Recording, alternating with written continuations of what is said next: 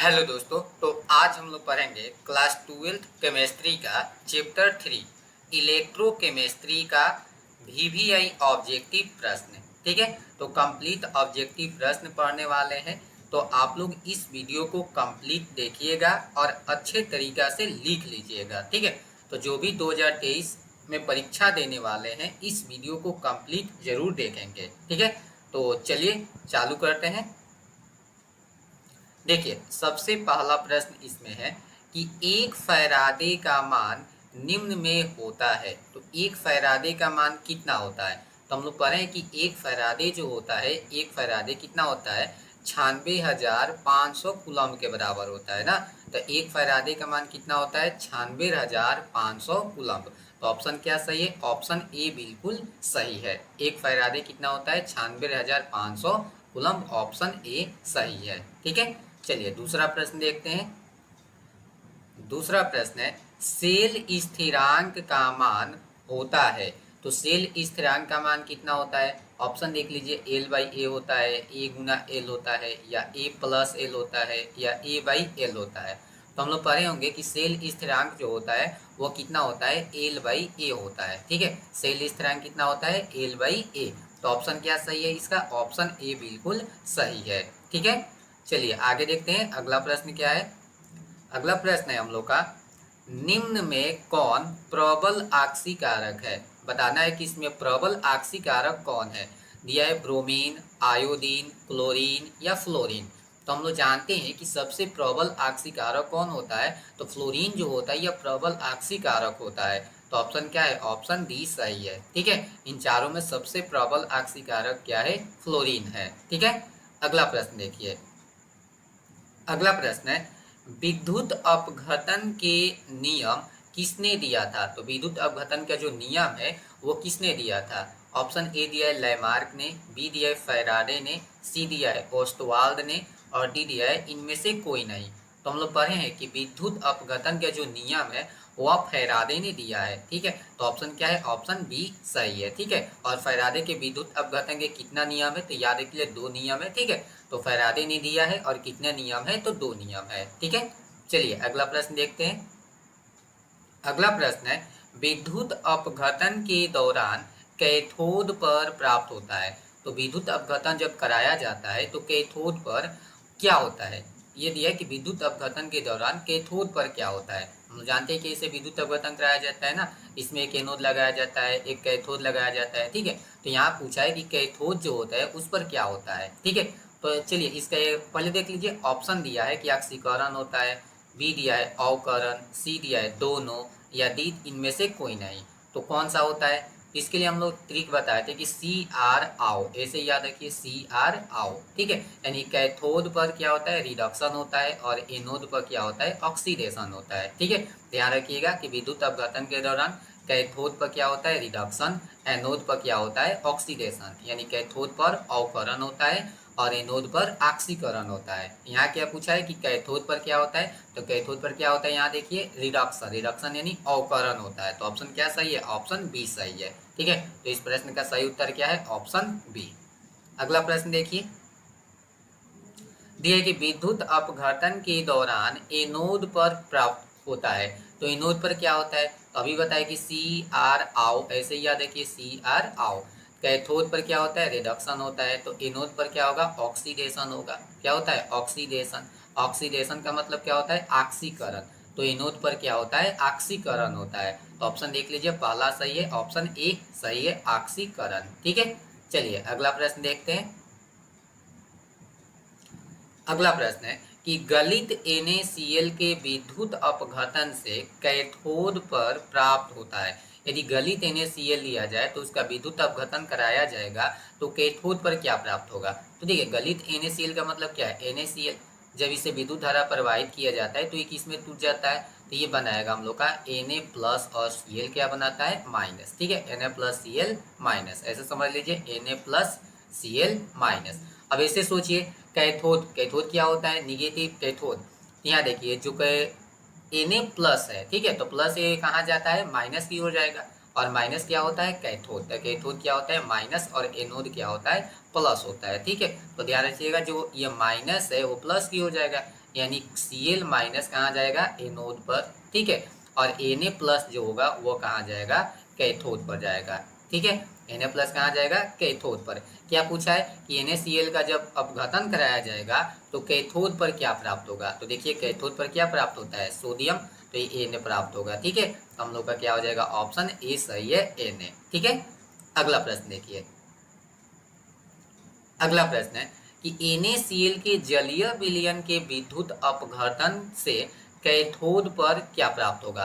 तो देखिए ये कंफ्यूजन वाला प्रश्न होता है। देखिए यहाँ दिया है कि NaCl का जलीय विलयन, ठीक है, और इसके पहले वाला प्रश्न में क्या, गलित अवस्था, ध्यान रखिएगा, गलित अवस्था में एनोड पर यानी प्रोडक्ट बदल जाता है, ठीक है, ध्यान रखिएगा, एक ही आंसर कभी भी नहीं होगा। तो जब जलीय विलयन है तो इसका अलग रूल है, और जब गलित अवस्था है तो उसका अलग रूल है, ठीक है। गलित अवस्था से तो क्या मिल रहा था हम लोग का, कैथोड पर क्या मिला था, सोडियम मिला था, लेकिन यहाँ जलीय विलयन है। चलिए इसको भी हम लोग देखते हैं। तो सबसे पहले देखिए NaCl तो टूटेगा, NaCl कैसे टूटेगा, तो Na प्लस और क्या हो जाएगा, Cl माइनस, ठीक है। उसी प्रकार देखिए तो ध्यान से यहाँ जल भी होता है, H2O अधिक मात्रा में, तो जल भी टूटेगा, जल किस में टूट जाएगा, H प्लस और OH माइनस में। देखिए ध्यान से, इसके पहले वाले में केवल यही था Na प्लस Cl माइनस, इसी में से ना कोई एक जाएगा, इसमें तो कोई ऑप्शन था नहीं। देखिए अब देखिए, अब हम लोग के पास प्लस में 2 है और माइनस में कितना है, 2 है। तो चलिए हम लोग का एक ही सोचना है कि किस पर, कैथोड पर क्या जाएगा।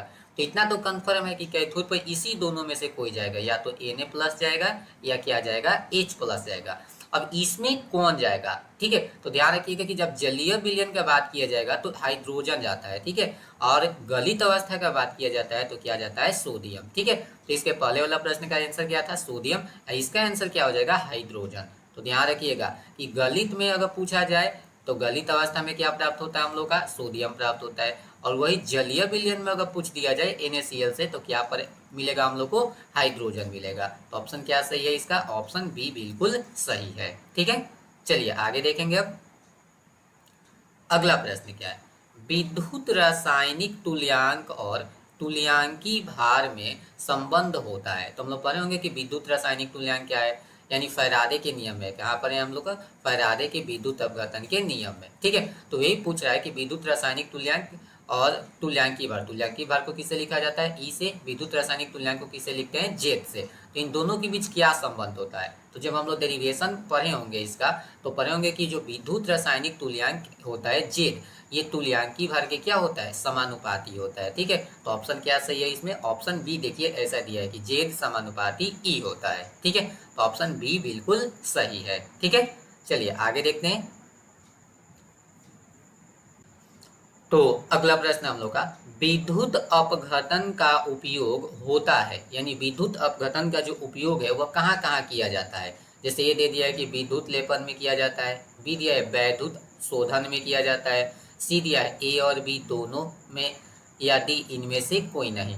तो विद्युत अपघटन का प्रयोग कहाँ कहाँ किया जाता है, तो देखिए वैद्युत लेपन में बताया गया कि किसी एक धातु के प्लेट पर दूसरे धातु का क्या किया जाता है, परत चढ़ाया जाता है, तो वो भी विद्युत अपघटन की सहायता से किया जाता है।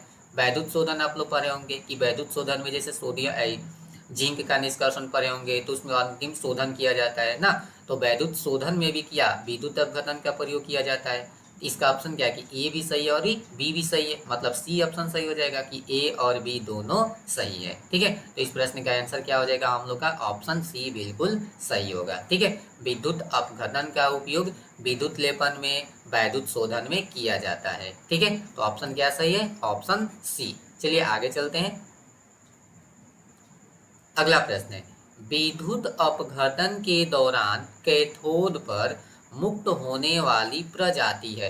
तो जब विद्युत अपघटन कराया जाता है तो कैथोड पर क्या मुक्त होता है, यही पूछा गया हमसे। तो ध्यान से देखिए कि ऋणायन होगा कि धनायन होगा कि दोनों या कोई नहीं। तो कैथोड क्या होता है, पहले ध्यान रखिएगा कि हम लोग मान के चलते हैं ना कि कैथोड कितना होता है, क्या होता है, निगेटिव होता है, और एनोड को क्या माना जाता है, पॉजिटिव माना जाता है, ठीक है। तो एनोड हो गया पॉजिटिव और कैथोड हो गया निगेटिव।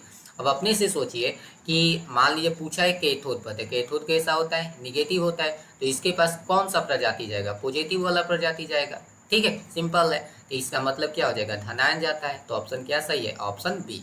और इसी में पूछा जाता है कि एनोड पर कौन जाएगा, तो एनोड क्या होता है, पॉजिटिव होता है, तो पॉजिटिव पर क्या जाएगा, निगेटिव वाला जाएगा, और निगेटिव क्या होता है, ऋणायन होता है। तो ध्यान रखिएगा, अगर कैथोड पर पूछा जाए तो याद रखिए धनायन जाता है, और एनोड पर पूछा जाए तो क्या जाएगा, ऋण आयन जाएगा। ठीक है, चलिए आगे अगला प्रश्न देखिए, निम्न में किस यौगिक के विलयन से धारा प्रवाहित करने पर वह अपघटित नहीं होता है, यानी इसमें कौन सा यौगिक है जिससे विद्युत धारा प्रवाहित किया जाएगा तो वह अपघटित नहीं होगा, यानी आयनों में नहीं टूटेगा। जैसे दिया है शर्करा यानी चीनी, बी दिया है NaCl, NaBr, CH3COO Na, sodium acetate नाम है इसका, और सॉरी हाँ सोडियम एसीटेट है यह। ठीक है, तो इसमें कौन सा ऐसा यौगिक है मतलब जिससे विद्युत धारा प्रवाहित करने पर वो आयन में नहीं टूटेगा। ठीक है, तो हम लोग जानते ही देखिए NaCl प्लस और माइनस से मिलकर बना है, यह भी प्लस और माइनस से मिलकर बना है ना।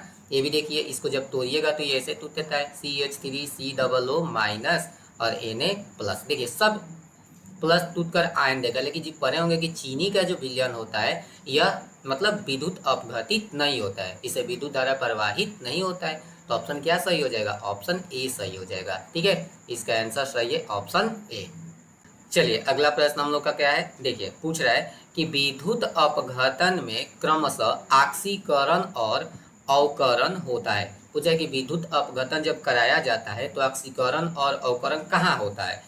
तो एक तो ट्रिक हम लोग पहले ही बताए, याद रखिए हमेशा CR आओ, क्या पढ़िए CR आओ, CR आओ ऐसे बोल सकते हैं। C यानी क्या हो जाएगा कैथोड, और R मतलब क्या होगा रिडक्शन, A मतलब क्या होगा एनोड, और O मतलब क्या होगा ऑक्सीडेशन। यानी कैथोड पर क्या होता है अवकरण होता है, एनोड पर क्या होता है ऑक्सीकरण होता है। ठीक है, और इसमें देखिए क्रमशः दिया है, पहले पूछा है ऑक्सीकरण, तो ऑक्सीकरण कहाँ हो रहा है एनोड पर, अवकरण कहाँ हो रहा है कैथोड पर। तो ऑप्शन क्या हो जाएगा, पहले एनोड और बाद में कैथोड। तो ऑप्शन देखिए ऑप्शन ए है एनोड एवं कैथोड पर, तो ऑप्शन हम लोग का ए ही सही हो जाएगा। ध्यान रखिएगा ऑप्शन ए बिल्कुल सही है। ठीक है, विद्युत अपघटन के दौरान एनोड पर ऑक्सीकरण होता है और कैथोड पर अवकरण होता है। ठीक है, चलिए आगे देखते हैं अगला प्रश्न है, निम्न में कौन सा जलीय विलयन विद्युत धारा का अच्छा चालन करेगा। देखिए इसके पहले हम लोग आया था कि कौन चालन नहीं करेगा, और इसमें आ गया कि कौन सा ऐसा विलयन है जिससे विद्युत धारा प्रवाहित होगी। ठीक है,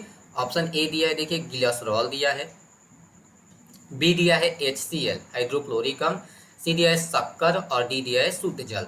तो हम लोग पढ़े हैं कि देखिए HCl जो होता है यह जब जलीय विलयन होगा तो इसे विद्युत धारा प्रवाहित किया जाएगा तो ये टूट जाएगा H प्लस में और Cl माइनस में, यानी टूट कर ये क्या देगा आयन देगा, और आयन देगा तो ये विद्युत का क्या हो जाएगा सुचालक होगा, यानी HCl के विलयन से विद्युत धारा प्रवाहित होगी। ठीक है, तो ऑप्शन क्या सही है, ऑप्शन बी सही है। ठीक है, इसके अलावा इन सबके विलयन से विद्युत धारा प्रवाहित नहीं होती है। ठीक है, अगला प्रश्न हम लोग का देखिए क्या है, पूछ रहा है कि सोडियम सल्फेट के जलीय विलयन का विद्युत अपघटन कराने पर कैथोड पर प्राप्त होगा। तो सोडियम सल्फेट होता है Na2SO4, इससे अगर इसका जलीय विलयन लिया जाए और उसका विद्युत अपघटन कराया जाए तो हमें कैथोड पर क्या प्राप्त होगा। तो ध्यान से देखिए हम लोग पता चल रहा है हम लोग दो आयन पहले मिलेगा, एक तो Na प्लस मिलेगा ना, और जल भी टूटेगा तो क्या मिलेगा H प्लस मिलेगा। अब हम लोग को यही ना देखना है कि Na प्लस प्राप्त होगा या H प्लस, क्योंकि कैथोड पर तो प्लस ही जाएगा।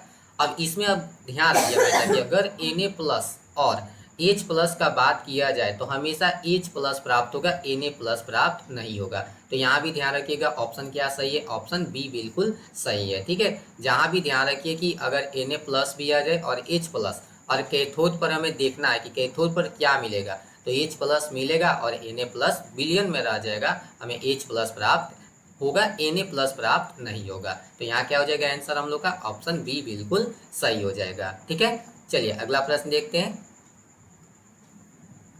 अगला प्रश्न है कि निम्न में कौन एक वैद्युत अनपघट्य नहीं है। पूछ रहा है कि कौन वैद्युत अनपघट्य नहीं है।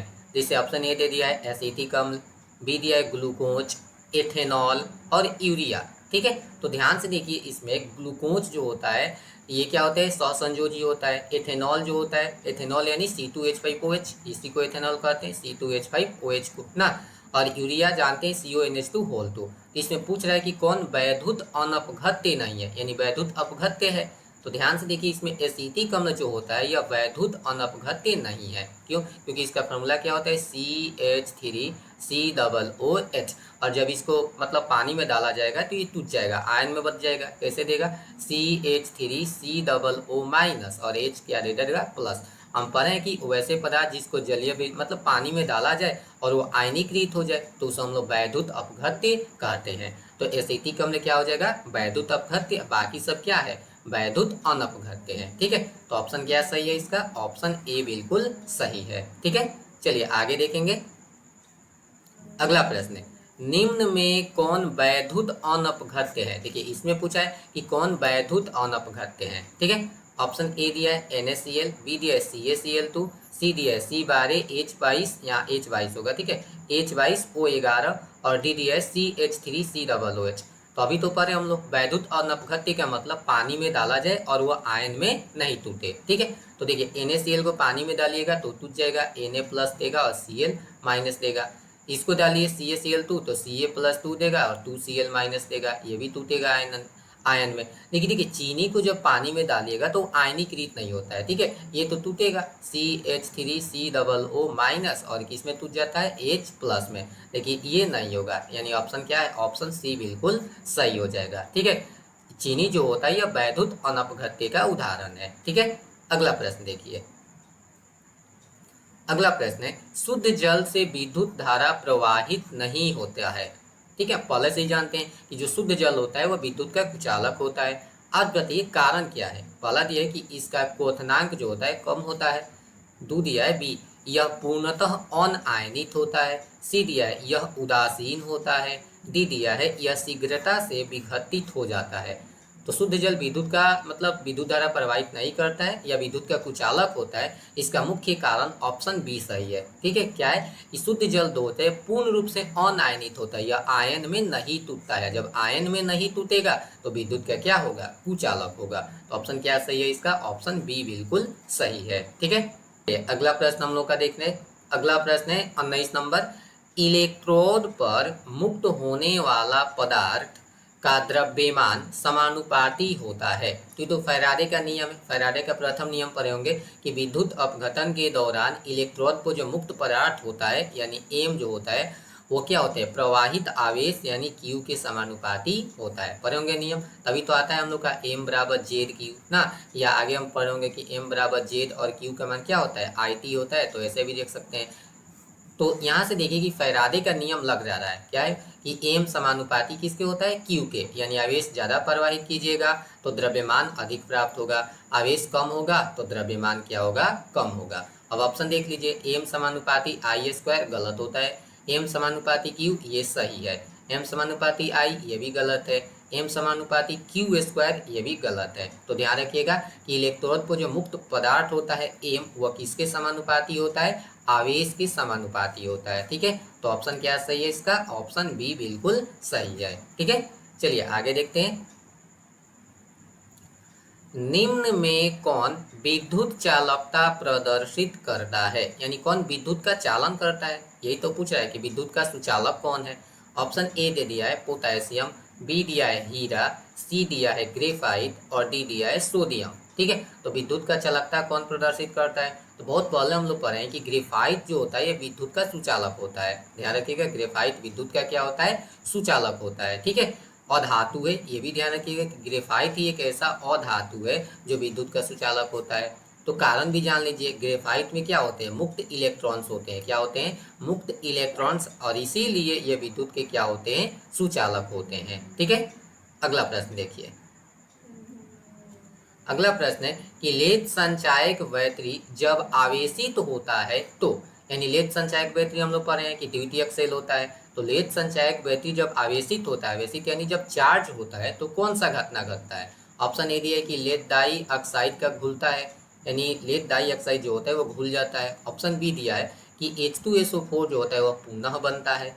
ऑप्शन सी दिया है कि लेड इलेक्ट्रोड पर PbSO4 की परत जम जाती है। या ऑप्शन डी दिया है H2SO4 की मात्रा घट जाती है। तो सिंपल सा हम लोग जानते हैं कि जब भी लेद संचायक बैटरी आवेशित होती है तो H2SO4 जो होता है वह पुनः निर्मित होने लगता है, यानी H2SO4 का क्या होता है, निर्माण होता है। तो ऑप्शन क्या सही है? ऑप्शन बी बिल्कुल सही है। ठीक है, अगला प्रश्न देखिए।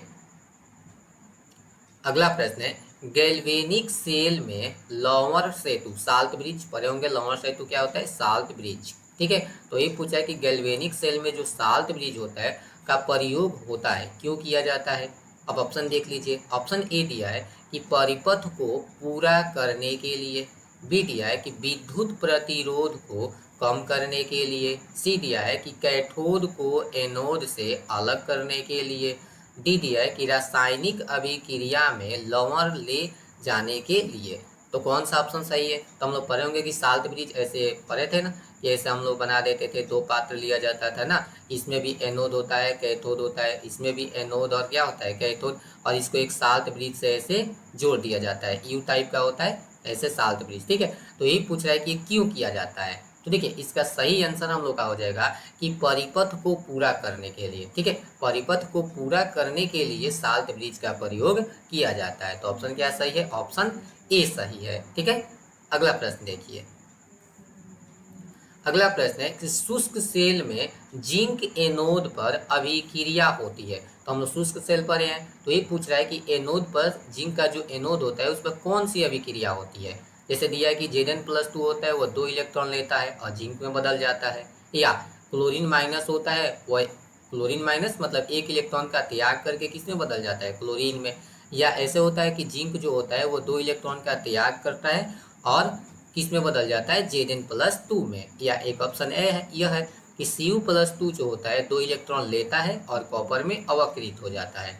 तो जब हम लोग पढ़े होंगे शुष्क सेल, तो उसमें पाया जाता है कि एनोड पर क्या होता है, एनोड पर हम लोग को जिंक जो होता है वो क्या करता है? Zn+2 में टूट जाता है, Zn+2 होता है और 2 इलेक्ट्रॉन कहाँ निकल जाता है? बाहर निकल जाता है। ठीक है, ये 2 इलेक्ट्रॉन बाहर निकलता है और यही 2 इलेक्ट्रॉन तार से होते हुए दूसरे पात्र में प्रवेश कर जाता है और रासायनिक अभिक्रिया होती है या विद्युत धारा प्रवाहित होती है। तो ऑप्शन कौन सा सही है इसका? ऑप्शन सी बिल्कुल सही है। ठीक है, तो ध्यान रखिए ऑप्शन सी सही है।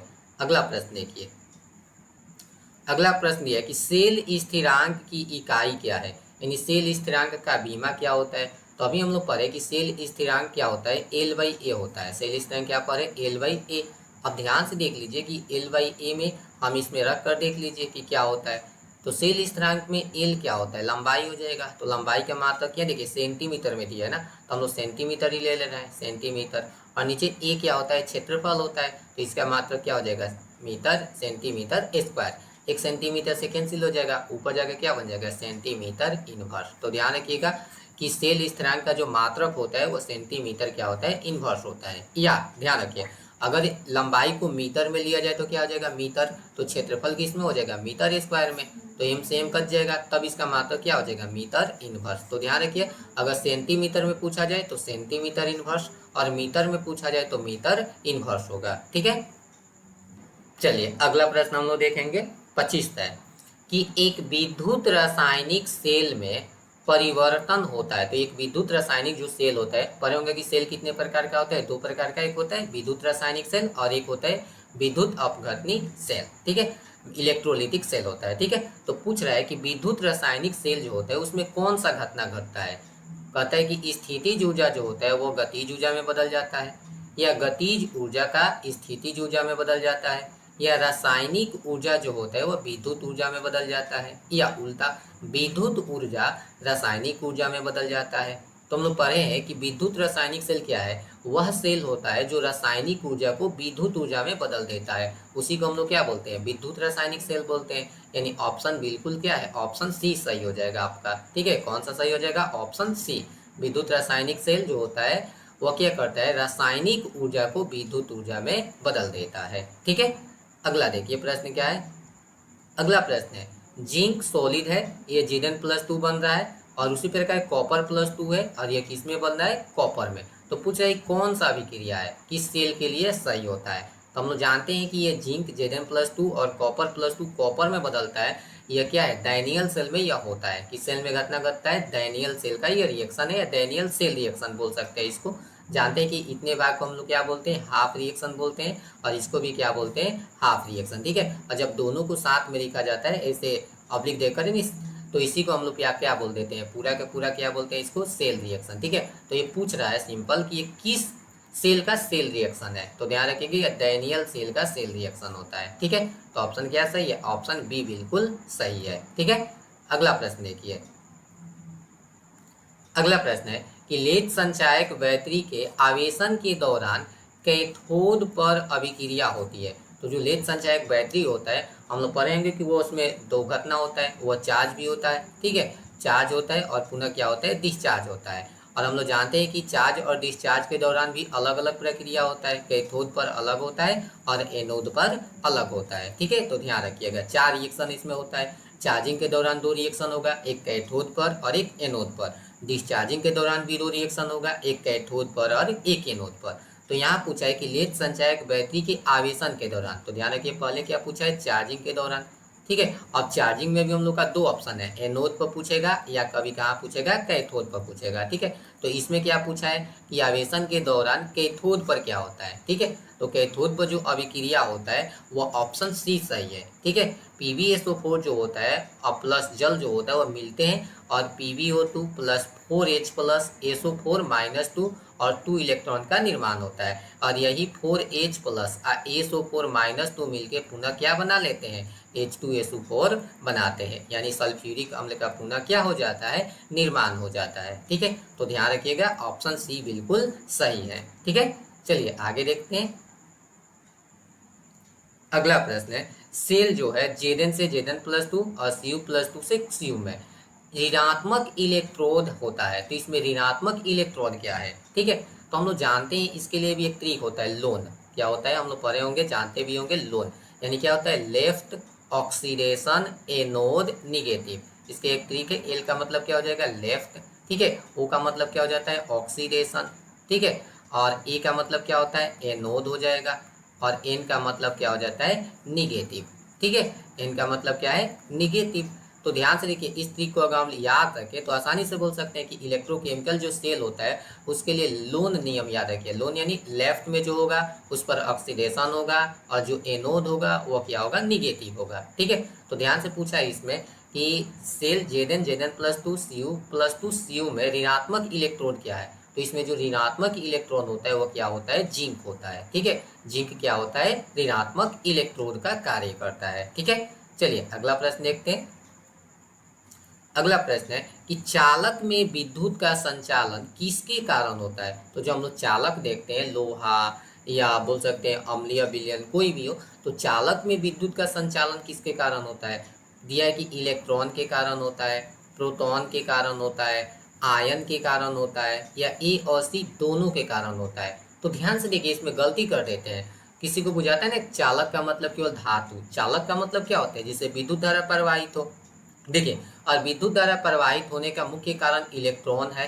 ठीक है, इलेक्ट्रॉन होता है तभी विद्युत धारा प्रवाहित होता है। आयन भी तो हो सकता है। ठीक है, तो याद रखिएगा ए और सी यहाँ दोनों सही है, इलेक्ट्रॉन के कारण भी हो सकता है और आयन के कारण भी हो सकता है। ठीक है, तो ऑप्शन क्या सही हो जाएगा, ऑप्शन डी। देखिए डी दिया है, ए और सी दोनों सही है, तो ऑप्शन डी बिल्कुल सही होता है। ठीक है, चलिए अगला प्रश्न देखते हैं। अगला प्रश्न दिया है कि धात्विक चालक विद्युत का संचालन करते हैं। अब देखिए यह प्रश्न सही है, यहाँ बोल दिया कि चालक में भी कैसा चालक होना चाहिए, धात्विक चालक। तो जो धात्विक चालक जैसे मान लीजिए लोहा, अब पूछा जाए कि लोहा विद्युत का सुचालक होता है, क्या कारण है, इलेक्ट्रॉन कारण है इसका, आयन कारण है, प्रोटॉन है, या ए और बी दोनों है। तो ध्यान से देखिए जब लोहा का बात किया जाएगा और लोहा से विद्युत धारा प्रवाहित होती है तो इसका मुख्य कारण क्या होता है, इलेक्ट्रॉन होता है, इसमें तो आयन होता नहीं है, तो इलेक्ट्रॉन इसका मुख्य कारण है। तो ऑप्शन क्या सही हो जाएगा, ऑप्शन ए सही हो जाएगा इसका। ठीक है, तो जब भी केवल चालक पूछा जाए तो आयन और इलेक्ट्रॉन दोनों बोलिएगा, धात्विक चालक पूछा जाए तो क्या होगा, केवल केवल इलेक्ट्रॉन होगा। ठीक है, अगला प्रश्न देखिए। अगला प्रश्न है कि विद्युत और अपघट्य विद्युत का संचालन करते हैं, इसका कारण क्या है। तो विद्युत अपघट्य मतलब मान लीजिए कि हम CH3COOH को पानी में डाल दें तो ये विद्युत अपघट्य है। अब ये पानी में टूट कर क्या देता है, CH3COO माइनस, और OH क्या देता है, सॉरी H प्लस देता है। ठीक है, या NaCl डाल दीजिए सिंपल, तो जब NaCl डालिएगा तो क्या देगा, Na प्लस और Cl माइनस। तो ये इलेक्ट्रॉन नहीं ना दे रहा है, यह क्या दे रहा है, आयन दे रहा है। क्या दे रहा है, आयन। तो जो वैद्युत अपघट्य होते हैं वो विद्युत का संचालन करते हैं, लेकिन किसके कारण करते हैं, तो वो आयन के कारण करते हैं, ठीक है। इलेक्ट्रॉन के कारण नहीं करते हैं, प्रोटॉन के कारण तो होता ही नहीं है, ए और बी दोनों होगा नहीं। तो ऑप्शन क्या सही है, ऑप्शन ए बिल्कुल सही है। तो ध्यान रखिएगा ऑप्शन ए सही होगा, ठीक है। तो अभी अभी क्या सीखे कि अगर केवल चालक पूछा जाए, केवल चालक, तो क्या होगा, इलेक्ट्रॉन और आयन दोनों होगा। केवल धात्विक चालक पूछा जाए, धात्विक चालक, तो केवल क्या बोलिएगा, इलेक्ट्रॉन। और वैद्युत अपघट्य पूछा जाए तो क्या बोलिएगा, आयन। ये तीनों में से हमेशा कोई ना कोई हमेशा पूछा जाता है, ठीक है। तो इसे अच्छे तरीके से समझ लीजिए, ठीक है। चलिए आगे देखते हैं। निम्नलिखित में कौन सुचालक है, तो ये देखिए बताना है इसमें कि कौन सुचालक है। कांच, हीरा, रबर, इनमें से कोई नहीं। तो ऑप्शन कौन सा सही है बताइए कि कौन सुचालक है। देखिए कांच तो कुचालक होता है जानते हैं, हीरा भी क्या होता है, कुचालक होता है, रबर कुचालक होता है। तो इनमें से कोई नहीं, ऑप्शन क्या सही हो जाएगा, ऑप्शन डी बिल्कुल सही है, ठीक है। चलिए आगे देखते हैं। अगला प्रश्न, ताप बढ़ाने पर धात्विक सुचालकों की चालकत्व, यानी चालकत्व क्या होता है, यदि तापमान को हम बढ़ाएं तो चालकत्व क्या होगा, ठीक है। तो ध्यान दीजिए, ऑप्शन दे दिया कि बढ़ता है, घटता है, अपरिवर्तित रहता है, इनमें से कोई नहीं। तो सबसे पहले ये जाने कि चालकत्व होता क्या है। तो हम लोग पढ़े होंगे कि चालकत्व क्या होता है, प्रतिरोध के व्युत्क्रम, यानी चालकत्व होता है 1/r। अब देखिए ध्यान से, यहाँ प्रश्न समझ में आएगा, आर अगर समझ गए तो हम लोग बता देंगे कि चालकत्व क्या होगा। तो ध्यान से देखिए, अगर तापमान को जब बढ़ाया जाता है, तापमान को जब क्या किया जाता है, बढ़ाया जाता है, तो पढ़े होंगे कि जो आर का मान होता है वो भी बढ़ता है। धात्विक चालक के लिए तापमान बढ़ाने पर आर का मान क्या होता है, बढ़ता है, प्रतिरोध बढ़ता है। और यहाँ से सोचिए कि अगर प्रतिरोध बढ़े, ये व्युत्क्रमानुपाती है, प्रतिरोध का मान बढ़ेगा तो चालकत्व का मान क्या होगा, घटेगा। तो ध्यान दीजिएगा कि तापमान को जब भी बढ़ाएंगे धात्विक सुचालकों की चालकत्व जो होगी वह घटती है। तो ऑप्शन क्या सही है, ऑप्शन बी सही है, ठीक है। ध्यान रखिएगा हमेशा। और यह भी ध्यान रखिए कि धात्विक सुचालकों की प्रतिरोध क्या होगी, बढ़ेगी, प्रतिरोध बढ़ेगी कब, जब ताप को बढ़ाया जाएगा तब, ठीक है। और चालकत्व क्या होगी, घटेगी, ठीक है।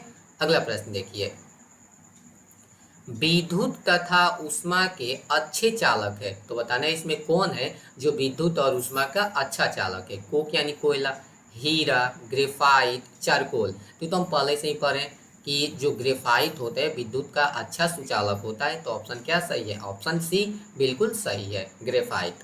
अगला प्रश्न देखिए क्या है, किसका प्रतिरोध महत्तम होता है, बताना इन सब में सबसे ज्यादा प्रतिरोध किसका होता है, किसी सुचालक का, कुचालक का, अर्धचालक का, या इनमें से सभी का। तो यह भी सिंपल प्रश्न है कि प्रतिरोध किसका सबसे अधिक होता है, तो कुचालक जो पदार्थ होता है उसका प्रतिरोध सबसे अधिक होता है। ऑप्शन क्या सही है, ऑप्शन बी बिल्कुल सही है, ठीक है। कुचालक का प्रतिरोध सबसे अधिक होता है, ठीक है। अगला प्रश्न देखिए, प्रतिरोध का मात्रक होता है, तो ये तो बेसिक सा प्रश्न है कि प्रतिरोध का मात्रक क्या होता है। एक दिया है ohm, ohm metre, ohm inverse, ohm inverse, metre inverse. तो प्रतिरोध का मात्रक क्या होता है, ओम होता है, यह संकेत होता है और इसको क्या पढ़ा जाता है, ओम। तो ऑप्शन क्या सही हो जाए, ऑप्शन ए बिल्कुल सही है, ठीक है। चलिए आगे देखते हैं।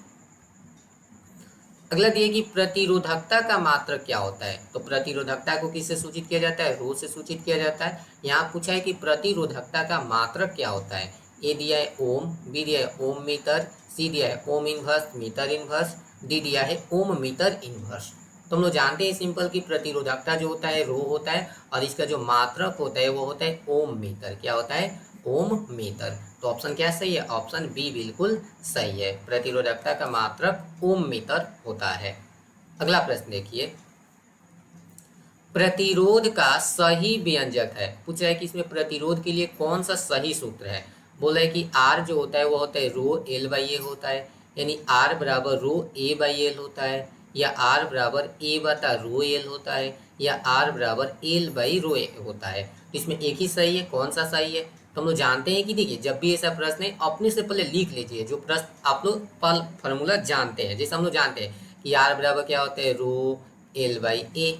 बस अब मिला लीजिए आपको कि कहाँ मिल रहा है। तो देखिए आर बराबर पहला ही ऑप्शन है रो एल बाई ए। तो ऑप्शन क्या सही है इसका, ऑप्शन ए बिल्कुल सही है, ठीक है। चलिए आगे चलते हैं। चालकत्व का मात्रक होता है। तो चालकत्व क्या होता है, तो अभी पढ़ाए हम लोग का चालकत्व, यानी प्रतिरोध जो होता है उसके व्युत्क्रम को चालकत्व कहते हैं। ठीक है, यानी प्रतिरोध के व्युत्क्रम को चालकत्व कहते हैं। तो यहाँ पूछा है कि चालकत्व का मात्रक क्या होगा। तो देखिए प्रतिरोध का मात्रक क्या होता है, ओम होता है। ठीक है, तो ध्यान रखिए प्रतिरोध का मात्रक क्या होगा, ओम। तो यहाँ होना चाहिए इसका मात्रक ओम इनवर्स। ठीक है, क्या हो जाएगा, ओम इनवर्स। तो पहला ऑप्शन तो सही है कि ओम इनवर्स होगा।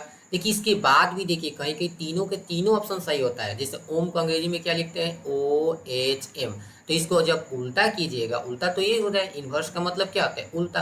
तो ओम को ऐसे भी तो हम लिख सकते हैं MHO। तो ध्यान रखिए इसका मात्रक क्या होता है, महो भी होता है। तो ऑप्शन बी भी सही है। चलिए इसके एक और नाम से जानते हैं, साइमन्स भी कहा जाता है इसको, ध्यान रखिए साइमन भी कहा जाता है। ठीक है, तो याद रखिए प्रतिरोधकता का व्युत्क्रम, सॉरी, प्रतिरोध का जो उल्टा होता है चालकत्व। चालकत्व का मात्रक क्या होता है, ओम इनवर्स होता है, महो होता है या सीमंस होता है। तो ऑप्शन इसमें क्या सही है, ABC तीनों सही है, यानी इनमें से सही ऑप्शन क्या सही है, ऑप्शन डी बिल्कुल करेक्ट हो जाएगा। ये तीनों मात्रक ध्यान रखिएगा। ठीक है, कभी कभी एक ही आता है, कभी कभी तीनों आ जाता है। ठीक है, चलिए आगे देखते हैं।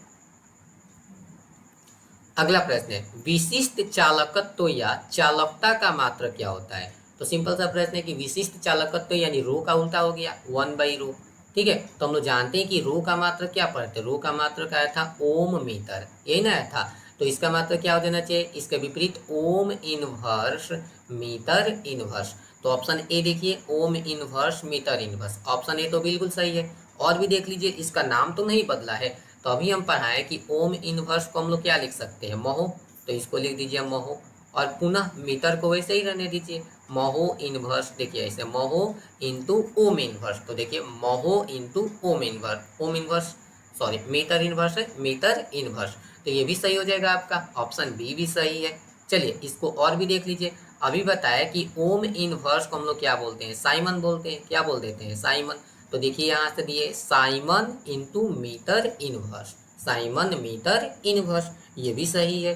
तो इसमें भी तीनों सही है। ठीक है, तो ये ध्यान रखिएगा, इससे रिवीजन होगा। ठीक है, तो ऑप्शन तो कैसे भी आ सकता है, आपको हमेशा सही टिक लगाना है। ठीक है, अब मान लीजिए कोई जल्दीबाजी में क्या करता है, देखता है ओम इनवर्स मीटर इनवर्स, सही लगा के आगे चला जाएगा, तो ये दोनों तो गलत हो जाएगा उसके लिए। तो ध्यान से ऑब्जेक्टिव का पूरा ऑप्शन पढ़ने के बाद ही अपना आंसर दीजिएगा, क्योंकि आजकल के प्रश्न में एक से ज़्यादा करेक्ट आ रहे हैं। ठीक है, चलिए आगे देखते हैं।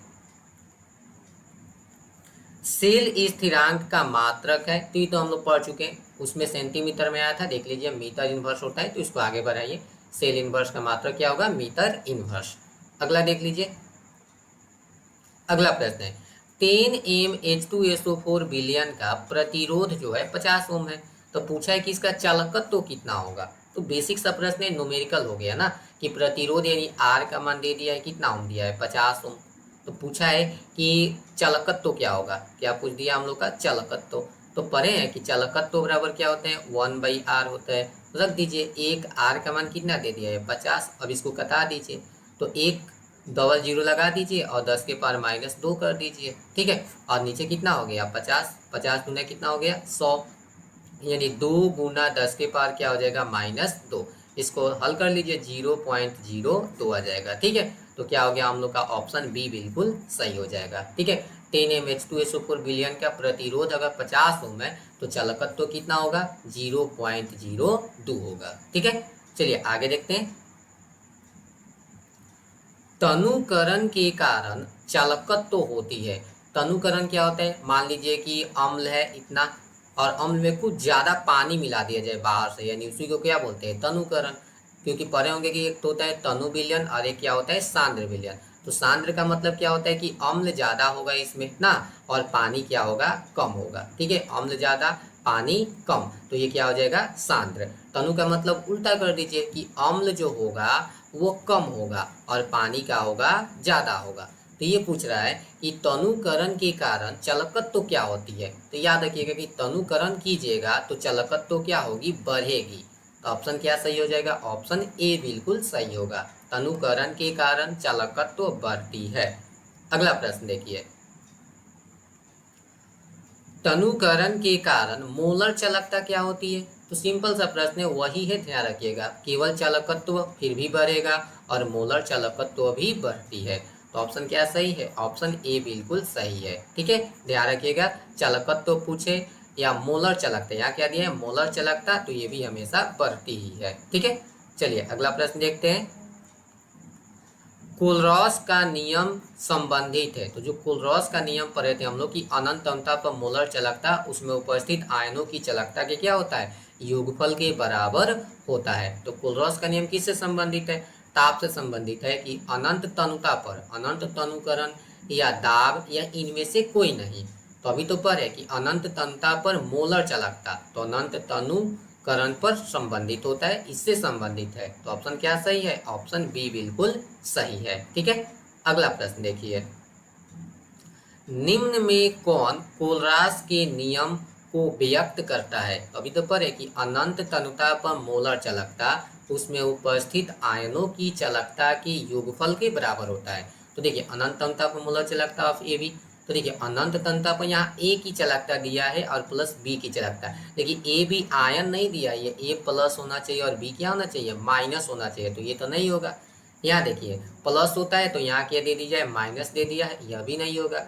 ये देखिए अनंत तनुता पर मोलर चालकता ए बी के, तो अनंत तनुता भी दिया है, ए प्लस दिया है, अनंत तनुता बी माइनस दिया है। तो ऑप्शन क्या सही हो जाएगा? ऑप्शन सी सही हो जाएगा। ठीक है, ध्यान रखिएगा कि अनंत तनुता होना चाहिए, यहाँ अनंत भी होना चाहिए, और जो ये ए बी है ये आयन के रूप में होना चाहिए। ए प्लस है तो बी क्या हो जाएगा? माइनस हो जाएगा। यहाँ क्या गलती था? अनंत तनुता पर ए का देखिए, ए के पावर अनंत दे दिया है, बी के पावर अनंत दे दिया है, तो ये कभी नहीं होगा। तो ऑप्शन क्या सही है? ऑप्शन सी बिल्कुल सही है। ठीक है, चलिए आगे देखेंगे। अब बोल रहे कि वह सेल जो स्वतः रासायनिक ऊर्जा को विद्युत ऊर्जा में बदलता है, यानी वह सेल जो रासायनिक ऊर्जा को विद्युत ऊर्जा में बदल देता है, उसे क्या कहते हैं? ये दिया है कि विद्युत रासायनिक सेल कहते हैं, या विद्युत अपघटनी सेल कहते हैं, या रासायनिक सेल कहते हैं, या इनमें से सभी। तो परिभाषा ही है, पढ़े होंगे कि वह सेल जो रासायनिक ऊर्जा को विद्युत ऊर्जा में बदल देता है उसे विद्युत रासायनिक सेल कहते हैं। तो ऑप्शन क्या सही है? ऑप्शन ए बिल्कुल सही है। अगला प्रश्न हम लोग का देखिए क्या है। पूछा है कि निम्नलिखित में कौन विद्युत रासायनिक सेल है? इसमें कौन विद्युत रासायनिक सेल है? ए दिया galvanic cell, Daniell cell, voltaic cell, या इनमें से सभी। तो हम लोग पढ़े होंगे कि गैल्वेनिक सेल जो होता है ये विद्युत रासायनिक सेल है, डैनियल सेल भी है और वोल्टाइक सेल भी, यानी इनमें से ये तीनों जो है तीनों के तीनों विद्युत रासायनिक सेल है। यानी ऑप्शन क्या सही है? ऑप्शन डी बिल्कुल सही है। ठीक है, ये तीनों सेल क्या होते हैं? विद्युत रासायनिक सेल होते हैं, यानी रासायनिक ऊर्जा को किस में बदल देते हैं? विद्युत ऊर्जा में बदल देते हैं। ठीक है, चलिए अगला देखिए क्वेश्चन क्या है। 49, विद्युत रासायनिक सेल में ऑक्सीकरण होता है। तो अभी तो पढ़े कि विद्युत रासायनिक सेल में जो ऑक्सीकरण होता है वो क्या होता है? एनोड पर होता है। कहाँ होता है? एनोड पर ऑक्सीकरण होता है। तो ऑप्शन क्या सही है? ऑप्शन ए सही है। ठीक है, अगला देखिए। विद्युत रासायनिक सेल में अवकरण कहाँ होता है? तो ये भी पढ़ चुके हैं, रिपीट हो गया। अवकरण कहाँ होता है? कैथोड पर, याद रखिए CrAO। ठीक है, Cr आओ, बस इसी से याद रखिए। कैथोड पर क्या होता है? अवकरण, एनोड पर क्या होता है? ऑक्सीकरण। ठीक है, तो ऑप्शन क्या सही है? ऑप्शन बी बिल्कुल सही है। अगला प्रश्न देखते हैं। निम्न में कौन विद्युत रासायनिक सेल में दोनों अर्ध सेलों के विद्युत उदासीनता को बनाए रखता है? यानी ये पूछ रहा है, पढ़े थे ना कि दो ऐसे पात्र होता है, इसमें एक यू टाइप का क्या होता है? नली होता है, जिसे हम लोग क्या बोल देते हैं? साल्ट ब्रिज बोलते हैं। ठीक है, तो यही क्या करता है? ये दोनों जो अर्ध सेल होता है इसके बीच के उदासीनता को बनाए रखता है। ठीक है, तो ऑप्शन क्या है इसका? ऑप्शन बी बिल्कुल सही होता है। क्या लगा होता है उसके लिए? साल्ट ब्रिज होता है। क्या होता है? Salt bridge. हिंदी में इसी को क्या बोल देते हैं आप लोग? लोअर सेतु। ठीक है, चलिए अगला प्रश्न देखते हैं।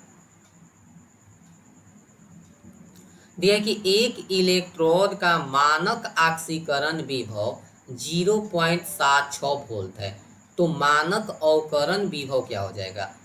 ऑप्शन देख ले दिया है कि 2 गुना 0.76, या 0.76 बटा में 2 हो जाएगा, या -0.76 वोल्ट होगा, या इनमें से कोई नहीं। तो हम लोग थ्योरी पढ़े होंगे तो जानते होंगे कि जो इनत सेल होता है वो मतलब क्या दिया इसमें, और ऑक्सीकरण भी बना, तो इनत कैथोड इनत एनोड के बराबर होता है, बस साइन का उल्टा होता है, माइनस हो जाता है, ध्यान रखिएगा क्या हो जाता है, माइनस में हो जाता है। तो यहाँ देखिए ऑप्शन वही होगा 0.76 वोल्ट, लेकिन यहाँ प्लस है तो इसमें किस में हो जाएगा, माइनस में हो जाता है, किस में हो जाता है, माइनस में। ओके, तो हमेशा ध्यान रखिएगा कि प्लस माइनस का केवल अंतर होता है ऑक्सीडेशन पोटेंशियल, ऐसे लिखते हैं इनत ऑक्सीडेशन पोटेंशियल, इनत रिडक्शन पोटेंशियल, दोनों बराबर ही होता है, बस किसका अंतर होता है, प्लस और ही माइनस का। ठीक है, तो ये प्लस में दिया है तो माइनस वाला आंसर हो जाएगा, उतना ही होगा। तो ऑप्शन क्या सही है, ऑप्शन सी सही है। ठीक है, अगला प्रश्न देखिए, अगला प्रश्न है कि जिंक से Zm+2 बन रहा है, ये देख लीजिए सेल रिएक्शन दे दिया है, इसके लिए ईएमएफ पूछा है, क्या पूछा है, ईएमएफ, और देखिए यहाँ मान दे दिया है, माइनस में 0.76 इसका मान है, और Cu+2 से Cu बदलने का 0 पॉइंट कितना है, 34 वोल्ट है। बस इसके लिए आप लोग ईएमएफ निकाल दीजिए। तो हम लोग पढ़ रहे हैं कि ईएमएफ बराबर क्या होता है, इनत कैथोड माइनस इनत एनोड होता है, मान रख दीजिएगा। तो देखिए ये प्लस है पहले 0.34 और माइनस हो जाएगा, ठीक है, और ये माइनस में पहले से ही है, माइनस में 0.76, तो ये माइनस माइनस क्या हो जाएगा, प्लस हो जाएगा। अब जोड़ दीजिए 34 और 76, और जोड़िएगा तो कितना हो जाएगा, 80 30 110 हो जाएगा ना, तो 1.910 वोल्ट होगा। तो ऑप्शन क्या सही है, इसका सी सही है। कैलकुलेट कर लीजिएगा, बस बेसिक सा फॉर्मूला होता है कि इनत कैथोड और माइनस में हमेशा क्या लिखते हैं, इनत एनोड होता है। ठीक है, पढ़े हम लोग आसानी से इसको रहकर कैलकुलेट कर सकते हैं। ठीक है ना, चलिए आगे चलते हैं। आगे हम लोग का है कि सोडियम फ्लोराइड के जलीय विलयन का विद्युत अपघटन कराने पर एनोड और कैथोड पर क्या प्राप्त होगा। यह परीक्षा में पूछा गया प्रश्न है। बोल रहे हैं कि सोडियम फ्लोराइड जो होता है NaF, अगर इससे विद्युत धारा प्रवाहित किया जाए, ठीक है, इसका जलीय विलयन है, ध्यान रखिएगा क्या है, जलीय विलयन। तो हम लोग को एनोड पर क्या मिलेगा, कैथोड पर क्या मिलेगा। तो पहले ये क्या देगा, Na+ होगा,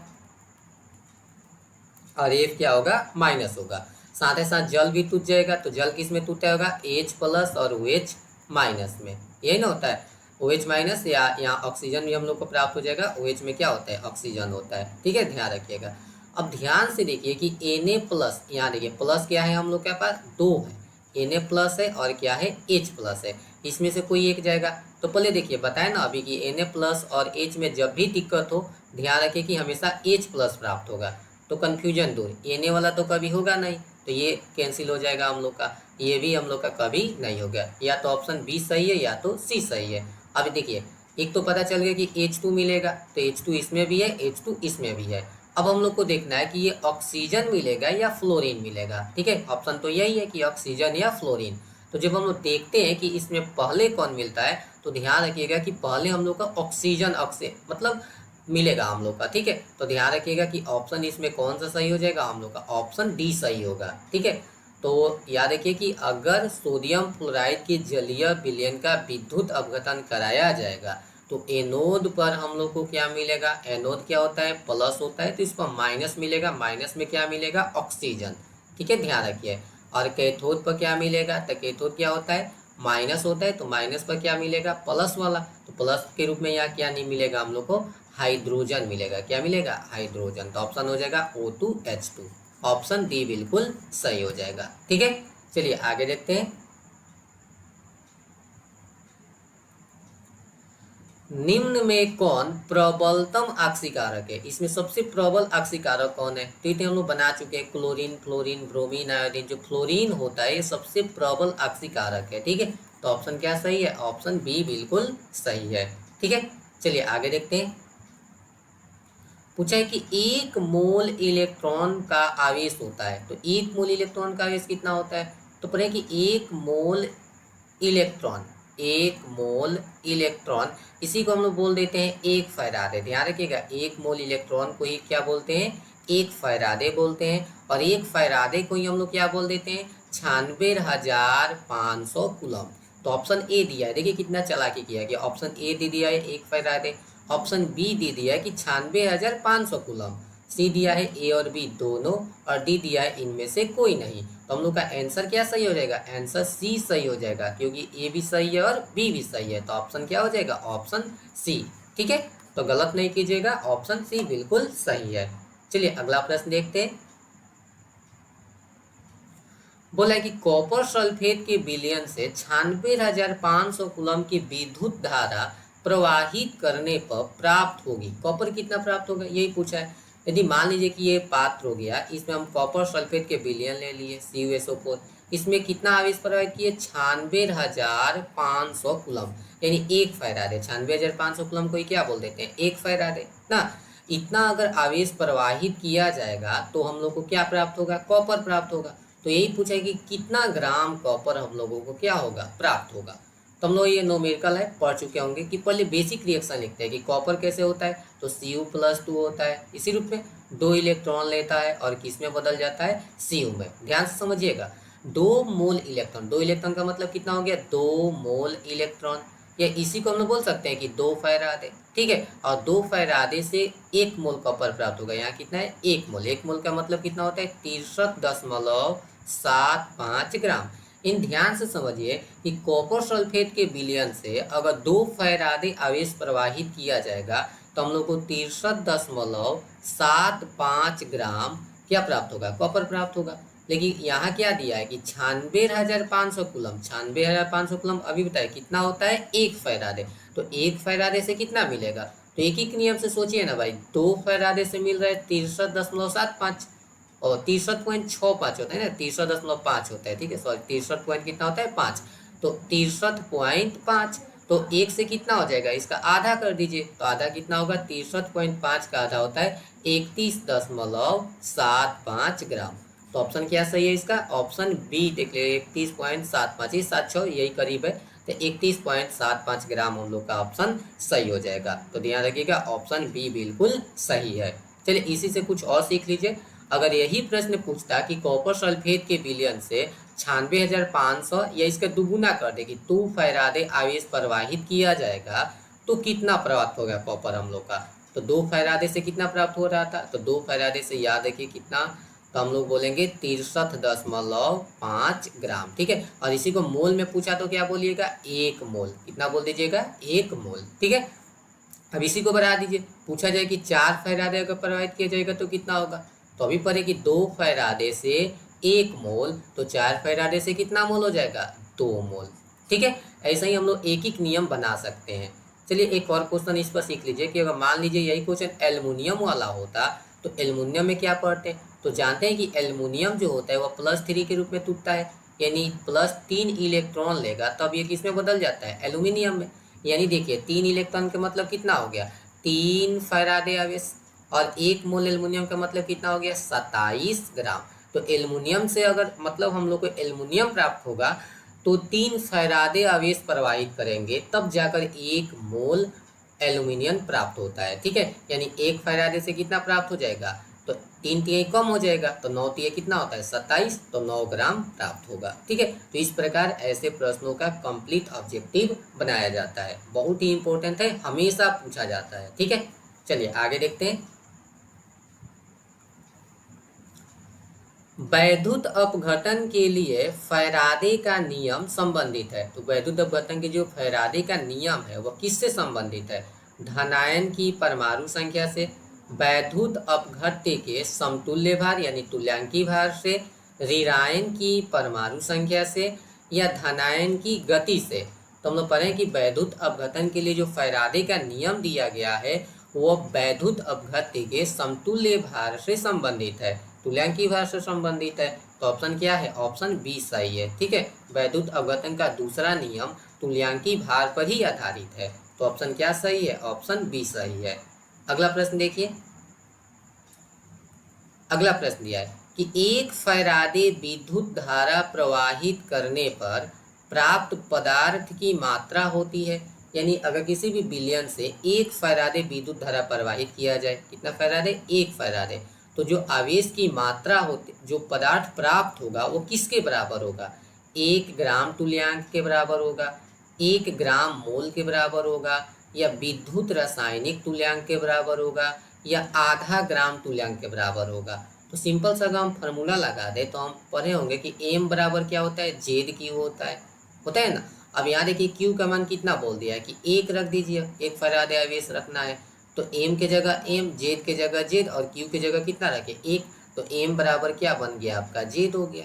यानी जो मात्रा होता है वो किसके बराबर होता है, जेड के। और जेड को क्या बोलते हैं, विद्युत रासायनिक तुल्यांक। तो ऑप्शन क्या सही है, ऑप्शन सी बिल्कुल सही है। ठीक है, एक फैराडे आवेश प्रवाहित कीजिएगा तो कितना मात्रा प्राप्त होगा, विद्युत रासायनिक तुल्यांक के बराबर।